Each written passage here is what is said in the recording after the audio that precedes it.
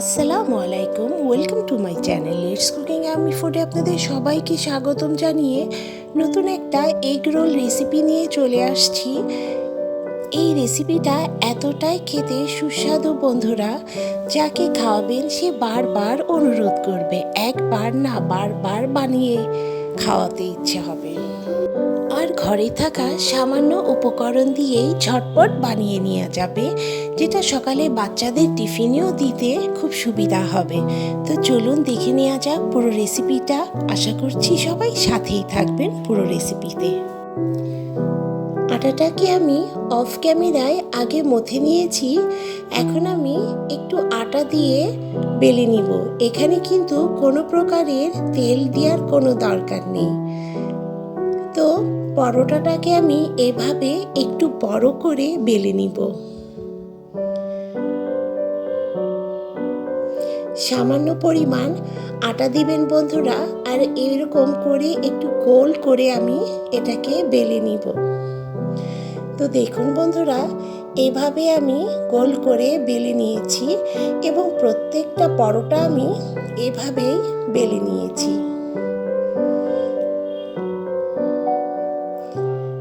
তো এখানে আমি 4টে পরোটা বেলে নিয়েছি।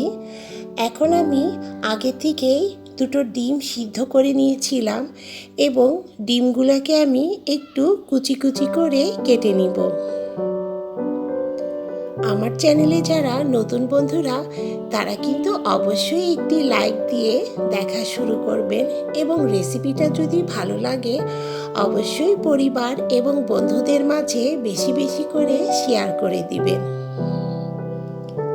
তো দেখুন বন্ধুরা, এভাবে আমি 2টো ডিমগুলোকে কুচি কুচি করে কেটে নিয়েছি। ডিমগুলো আমার কাটা হয়ে গিয়েছে। এখন আমি একটি প্যানে 2 টেবিল চামচ পরিমাণ সাদা তেল দিয়ে দিলাম এবং সাদা তেল দিয়ে এখানে আমি 2টো বড় বড় সাইজের পেঁয়াজ কুচি করে অ্যাড করে দিয়েছি এবং পেঁয়াজটাকে কিন্তু আমি হালকা করে জাস্ট ভেজে নিয়েছি এবং ভেজে নিয়ে এখানে আমি 1 চা চামচ পরিমাণ আদা বাটা, 1 চা চামচ পরিমাণ রসুন বাটা এবং 1 চা চামচ পরিমাণ চাট মশলা অ্যাড করে দিয়েছি এবং এখানে আমি 1/2 চা চামচ পরিমাণ হলুদের গুঁড়া এবং স্বাদ মতো লবণ অ্যাড করে দিলাম। লবণটাকে অ্যাড করে এখন দেখুন বন্ধুরা, কেটে রাখা এই ডিমগুলাকে আমি দিয়ে দিচ্ছি এবং ডিমগুলাকে দিয়ে এই মশলার সাথে খুব ভালো করে ভেজে নিতে হবে যতক্ষণ পর্যন্ত তেলটা উঠে না আসবে। এই রেসিপিটা খেতে এতটাই টেস্টি বন্ধুরা, সেটা তো আপনারা যারা খেয়েছেন তারা অবশ্যই জানেন, আর যারা এখনও খাননি অবশ্যই ট্রাই করবেন। এবং এই রেসিপিটা শুধু বড়রা নয়, বাচ্চারাও খুব পছন্দ করে এবং বাচ্চাদের সকালের টিফিনেও কিন্তু ওরা খুব মজা করে খেয়ে নেবে।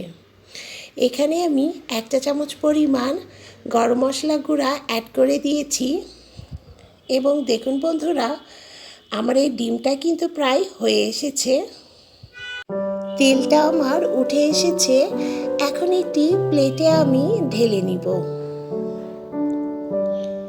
তো দেখুন বন্ধুরা, এখন একটি তাওয়াতে আমি পরোটাটা দিয়ে দিয়েছি এবং পরোটাটা দেখুন কতটা বড় করে বেলে নিয়েছি এবং পরোটাটা এভাবেই একটু ছেঁকে নিব অল্প তেলে।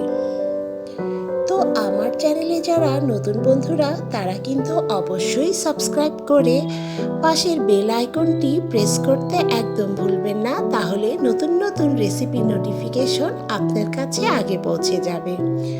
তো দেখুন বন্ধুরা, এভাবে আমি পরোটাটা ছেঁকে নিলাম।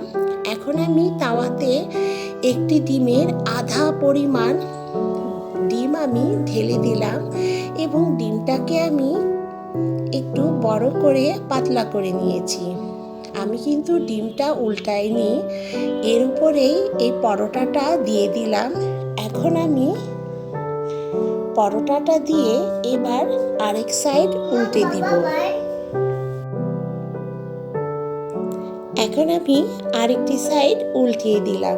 দেখুন বন্ধুরা, এভাবে আমি প্রত্যেকটা পরোটাই করে নিব। তো দেখুন বন্ধুরা, প্রত্যেকটা পরোটা আমি এভাবেই করে নিয়েছি এবং সমস্ত পরোটাগুলো আমি ডিমের উপরে সেম প্রসেসেই ভেজে নিয়েছি। এখন আমি এখানে জাস্ট 1 চা চামচ পরিমাণ টমেটো সস দিয়ে সমস্ত জায়গায় এভাবে লাগিয়ে নিয়েছি। এখন আমি যে ডিমের পুরটা তৈরি করে রেখেছিলাম সেটা মাঝখান দিয়ে দিয়ে দিচ্ছি। এটা খেতে এতটাই দুর্দান্ত টেস্টি হয়েছিল বন্ধুরা, কি বলবো। একবার আপনারা এভাবে ট্রাই করে দেখুন। খুবই মজাদার একটি রেসিপি এবং এর ওপর দিয়ে সামান্য একটু পেঁয়াজ কুচি অ্যাড করে দিলাম। আপনারা চাইলে এখানে শসা কুচিও অ্যাড করে দিতে পারেন। এখানে এবার আমি একটু সামান্য পরিমাণ টমেটো সস দিয়ে এভাবে জাস্ট মুড়িয়ে দিলাম। তো এইভাবে আমি প্রত্যেকটা করে নিয়েছি। প্রত্যেকটা দেখালাম না, তাহলে বন্ধুরা ভিডিওটা অনেক বড় হয়ে যায়। তো দেখুন বন্ধুরা, সমস্ত এগ রোলগুলো আমি এভাবেই তৈরি করে নিয়েছি। তো অবশ্যই আপনারা বাসায় একবার ট্রাই করে দেখুন এবং বাসায় অতিথিও আসলে ঝটপট আপনারা পরিবেশন করতে পারবেন। এটা এতটাই টেস্টি এবং মজাদার একটি রেসিপি। তো আশা করছি সবার অনেক ভালো লাগবে এই রেসিপিটা। তো রেসিপিটা ভালো লাগলে অবশ্যই লাইক করবেন, সাবস্ক্রাইব করবেন এবং কমেন্টস করে কিন্তু জানাবেন কেমন লাগলো আজকের এই রেসিপিটা। তো সবাই ভালো থাকবেন, সুস্থ থাকবেন এবং সাবধানে থাকবেন।